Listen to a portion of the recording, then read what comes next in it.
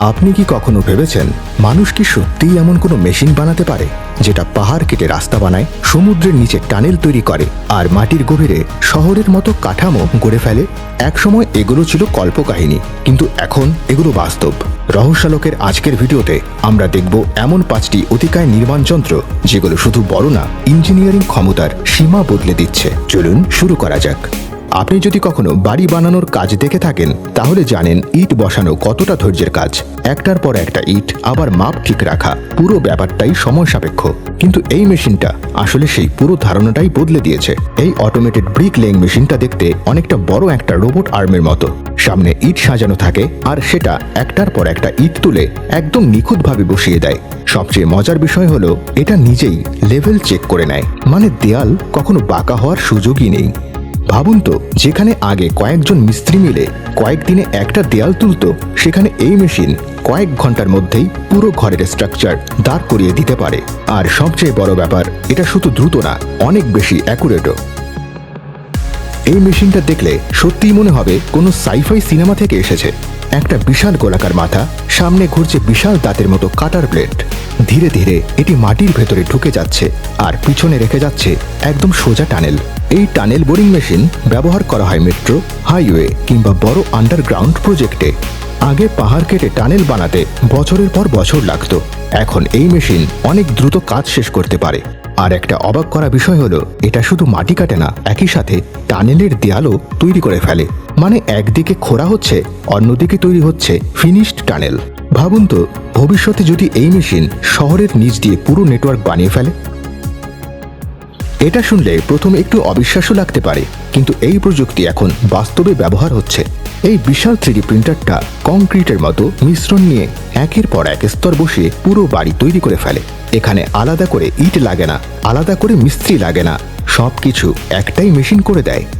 এই প্রযুক্তি দিয়ে মাত্র 24 থেকে 48 ঘন্টার মধ্যে একটি ছোট বাড়ির কাঠামো দাঁড় করানো। সবচেয়ে সুন্দর দিকটা কি জানেন?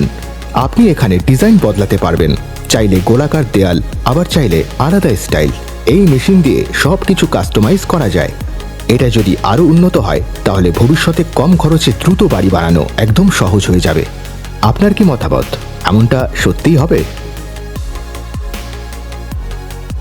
সমুদ্রের নিচে কাজ করা মানে শুধু কঠিন না, অনেকটা বিপজ্জনকও। চাপ, অন্ধকার, ঠান্ডা পানি সব মিলিয়ে মানুষের জন্য এটা খুবই ঝুঁকিপূর্ণ কাজ। কিন্তু এই রোবটগুলো সেই জায়গায় গিয়ে কাজ করে ফেলে। এই আন্ডার ওয়াটার রোবটগুলো পানির নিচে গিয়ে পাইপলাইন বসায়, ব্রিজের পিলার ঠিক করে, এমনকি ভাঙা স্ট্রাকচারও রিপেয়ার করতে পারে। আর এই সব কিছু নিয়ন্ত্রণ করা হয় উপর থেকে। মানুষ নিরাপদ জায়গায় বসে শুধু কমান্ড দেয়। ধীরে ধীরে এই প্রযুক্তি এত উন্নত হচ্ছে যে ভবিষ্যতে হয়তো সমুদ্রের নিচে পুরো শহর বানানো সম্ভব হয়ে যাবে। এই মেশিনটা দেখলে আপনি সত্যিই থমকে যাবেন। বিশাল লম্বা আর্ম, সামনে একটার পর একটা বড় বালতির মতো দাঁত, আর পুরো মেশিনটাই যেন একটা হাঁটতে থাকা বিল্ডিং। এই এক্সকাভেটর ব্যবহার করা হয় বড় খনি, রাস্তা তৈরি বা পাহাড় কেটে রাস্তা বানানোর কাজে। একটা ছোট এক্সকাভেটর যেটা কাজ করতে দিন লাগে, এই বিশাল মেশিন সেটা অনেক দ্রুত করে দিতে পারে। সবচেয়ে অবাক করা বিষয় হলো, এটা যখন কাজ করে তখন মনে হয় মাটি তার সামনে কিছুই না। এটা এত বড় যে অনেক সময় পাশে দাঁড়ানো মানুষ বা গাড়ি একদম খেলনার মতো লাগে।